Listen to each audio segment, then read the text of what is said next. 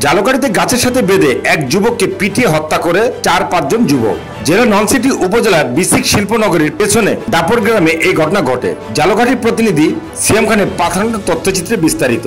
সোমবার সকালে মরদেহ উদ্ধার করে মর্গে পাঠিয়েছে পুলিশ। 24 বছর বয়সী নিহত যুবকের নাম রিয়াজ ফকির। তার বাড়ি ফিরোজপুর জেলা চরখালী গ্রামে। জালকাঠি সদর থানার উপপরিদর্শক গৌতম কুমার ঘোষ জানান, নিহতের মাথার ডান পাশে রক্তাক্ত আঘাত এবং ডান পায়ের হাঁটুর নিচে দুটো রক্তাক্ত জখম হয়েছে।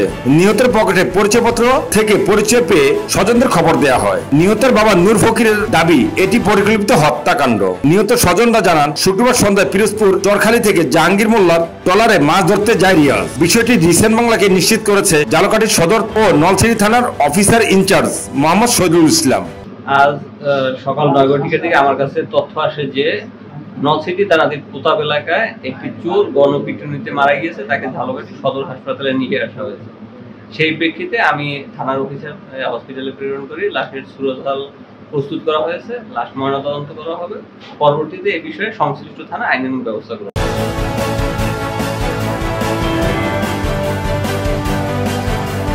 ঢাকা সিটিতে ব্যাটারি চালিত 3 চাকা রিক্সা চলাচল করবে বলে জানিয়েছেন আওয়ামী লীগের সাধারণ সম্পাদক ও সেতুমন্ত্রী ওবায়দুল কাদের। সোমবার দুপুরে গুলিস্তান বঙ্গবন্ধু এভিনিউ আওয়ামী লীগের কেন্দ্রীয় কার্যালয়ে আলোচনা সভায় তিনি একথা বলেন। তিনি বলেন, দ্রব্যমূল্যের বাজারে মেহনতি মানুষের দুঃখ দুর্দশা বিবেচনা ও দ্রব্যমূল্যের কথা নিশ্চিত করে সিটি এলাকায় ব্যাটারি চালিত রিক্সা চালু রাখার নির্দেশ দিয়েছে প্রধানমন্ত্রী শেখ হাসিনা।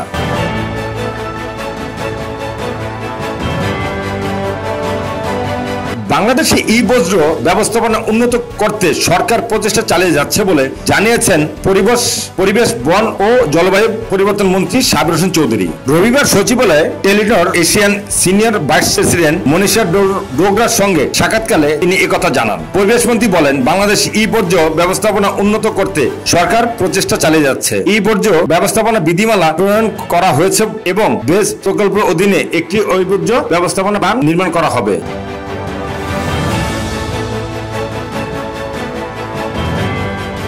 বাংলাদেশ চলচ্চিত্র শিল্পী সমিতির 2024-26 মেয়াদের নির্বাচন অনুষ্ঠিত হয় গত 29 এপ্রিল। এটি জয়ী হয় মিশা ডিপজল প্যানেল। পরে নবনির্বাচিত কমিটিকে ফুলের মালা দিয়ে স্বাগত জানান অপরাজিত সাধারণ সম্পাদক প্রার্থী নাসরিন আক্তার নিপুণ। কিন্তু 1 মাস পার হতে না হতেই কমিটি বাতিলের চেয়ে বুধবার হাইকোর্টে রিট করেন এই অভিনেত্রী। তার রিটের পরিপ্রেক্ষিতে সমিতির সাধারণ সম্পাদক পদটিতে স্থগিত দিয়েছেন আদালত। ফলে আপাতত ডিপজল এর পদে দায়িত্ব পালন করতে পারবেন না।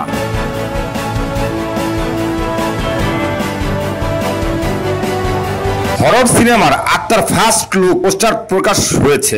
বাংলা টকিজের ব্যানারে ছবিটি পরিচালনা করেছেন শাওন আশরাফ। এই সিনেমার মাধ্যমে বড় পর্দায় অভিনেতা হিসেবে কাজ শুরু করেছে নির্মাতা ধীমন বড়ুয়া। এর আগে মিউজিক ভিডিওতে তাকে দেখা গেলেও এবার প্রথম প্রধান চরিত্রে অভিনয় করছেন তিনি। তার বিপরীতে অভিনয় করছেন 3 জন অভিনেত্রী, বৃষ্টি চৌধুরী, ইসরাত জাহান এবং অপর্ণা কীর্তনিয়া। আত্মা ছবিতে বাংলাদেশ ভারত যৌথ প্রযোজনায় ছবিটি আঙ্গার খ্যাত অভিনেত্রী জলি রহমান অভিনয় করেছেন একটি বিশেষ চরিত্রে।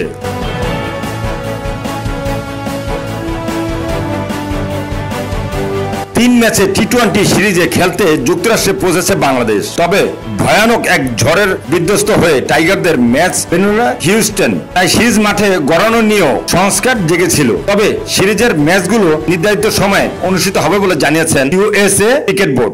ডিসেন বাংলা টেলিভিশন নিউজ ডেস্ক।